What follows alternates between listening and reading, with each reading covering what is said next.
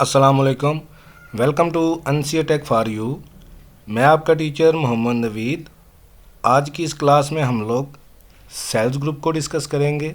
इसमें हम लोग सबसे पहले कोई रो या कॉलम इंसर्ट करना देखेंगे, कॉलम को या रो को डिलीट करना देखेंगे और सेल्स को, रोज़ को, कॉलम्स को फॉर्मेट करना सीखेंगे। तो आइए स्टार्ट करते हैं।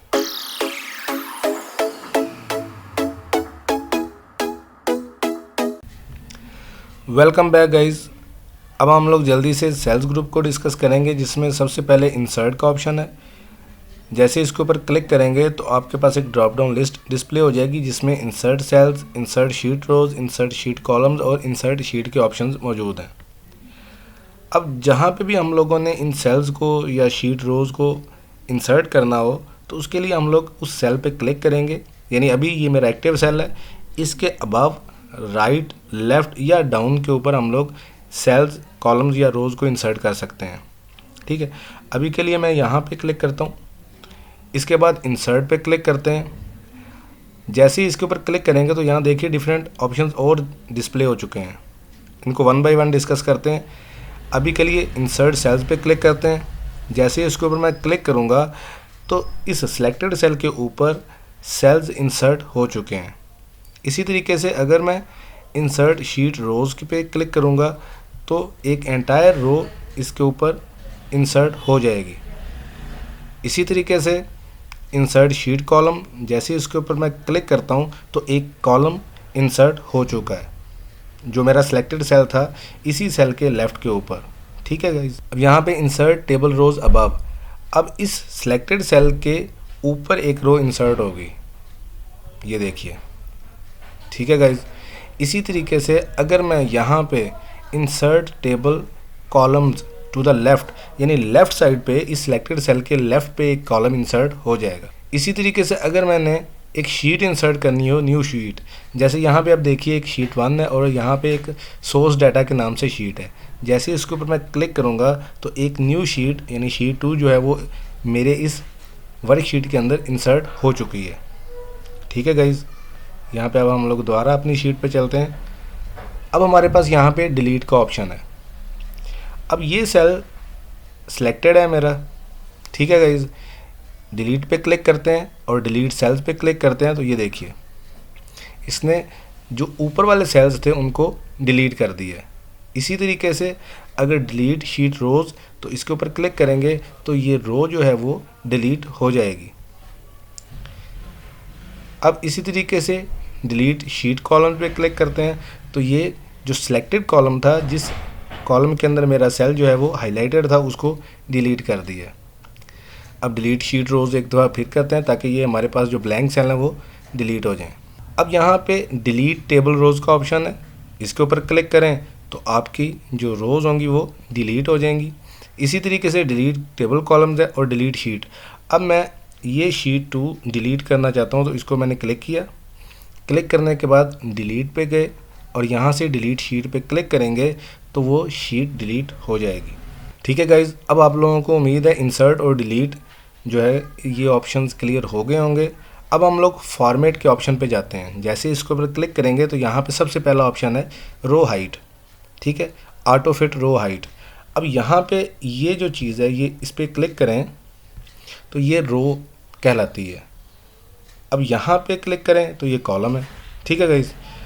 अब हम लोग यहाँ पे क्लिक करते हैं ताकि आप लोगों को ये कंफर्म हो जाए कि ये हम लोग रो जो है वो सिलेक्ट करते हैं और उसके ऊपर हम लोगों ने अब ऑपरेशन अप्लाई करना है। ठीक है। अब फॉर्मेट पे क्लिक करते हैं।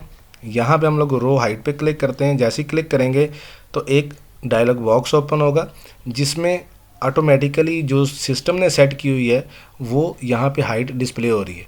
अब हम लोग इसको अपनी मर्ज़ी से जो भी हाइट देना चाहते हैं दे देते हैं। जैसे मैं अब यहाँ पे 20 करता हूँ। ठीक है, और ओके पे क्लिक करते हैं तो ये देखिए रो की जो हाइट है वो इंक्रीज़ हो चुकी है। अगर आप लोग मल्टीपल रोज़ को देना चाहते हैं तो इसके ऊपर क्लिक करके माउस के ज़रिए ड्रैग करें। ठीक हो गया। अब यहाँ से फॉर्मेट में जाएं, रो हाइट पे क्लिक करें और यहाँ अपनी मर्ज़ी से जो भी हाइट देना चाहते हैं वो दे दें। जैसे अब यहाँ पे 20 दे देते हैं और ओके पे क्लिक करते हैं तो तमाम रोज़ जो हैं वो इक्वली डिस्ट्रीब्यूट हो चुकी हैं। ठीक है।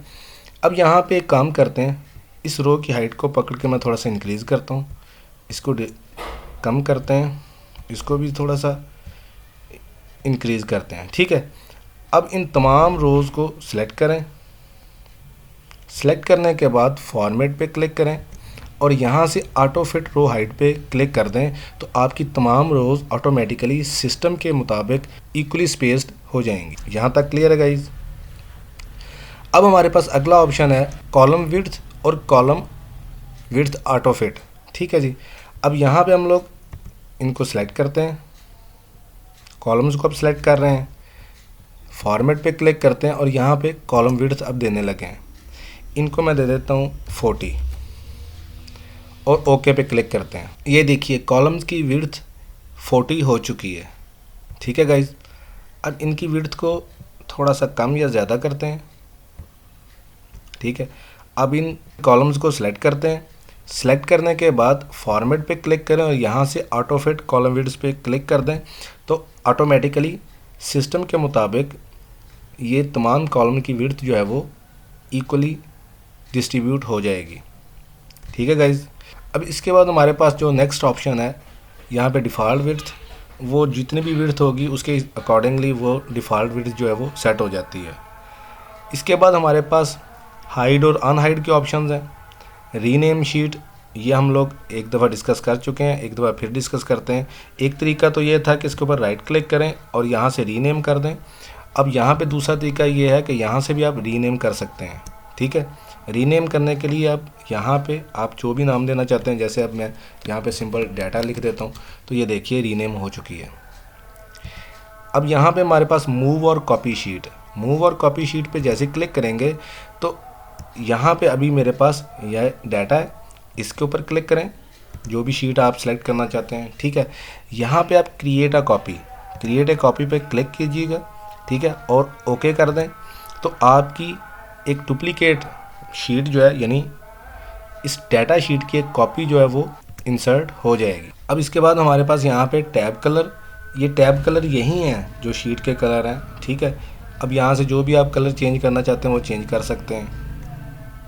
अब नेक्स्ट ऑप्शन हमारे पास प्रोटेक्ट शीट और लॉक शीट और फॉर्मेट सेल्स का, ये हम लोग 1 बाय 1 डिस्कस कर चुके हैं। ठीक है, इनको हम लोग नेक्स्ट लेक्चर में डिस्कस करेंगे। हाइड और अनहाइड को भी देखेंगे। ठीक है, तो इंशाल्लाह ताला नेक्स्ट लेक्चर में मिलते हैं। तब तक के लिए अल्लाह हाफिज़।